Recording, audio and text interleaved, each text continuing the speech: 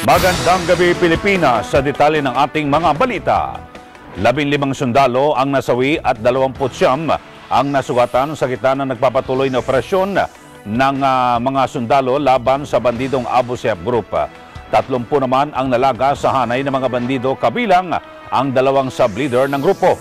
Sa harap nito, hindi raw titigil ang puwersa ng gobyerno hanggat hindi napupulbos ang bandidong Abu Sayyaf.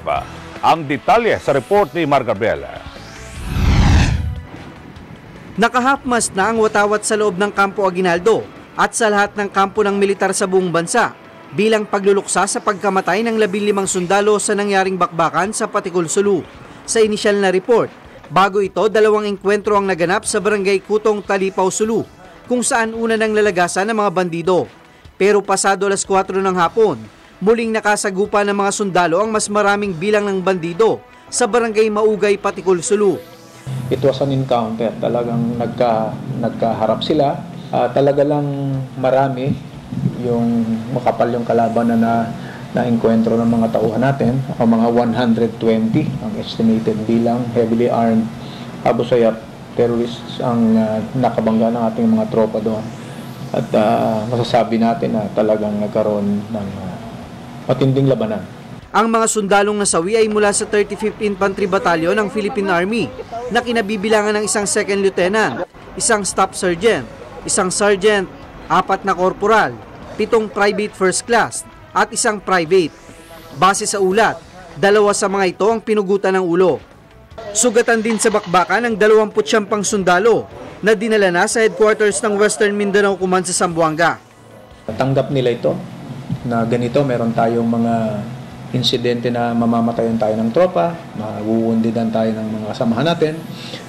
This is all part and parcel of their job. Subalit hinahanga natin ang kanilang katatagan dahil sa kabila ng pangyayaring ito ay nagpapatuloy sila sa kanilang misyon.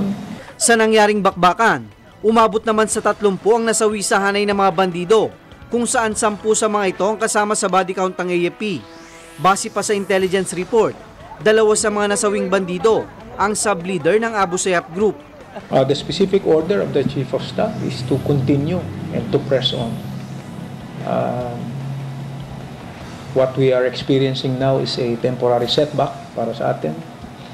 But we will continue, we will press on, we will employ all the assets of government, of the armed forces para dito. May tauhan tayo, may armaments tayo, may supplies tayo na magpapatuloy.